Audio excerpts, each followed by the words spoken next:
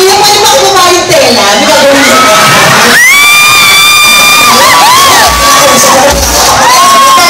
Umpisan mo ako eh. Umpisan mo pare? Sabi ko, Father, forgive me for all the sins that I've...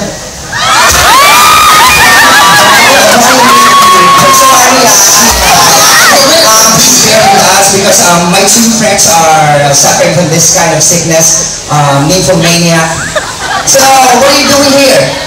Are you here for vacation or for parole? Or to promote STD?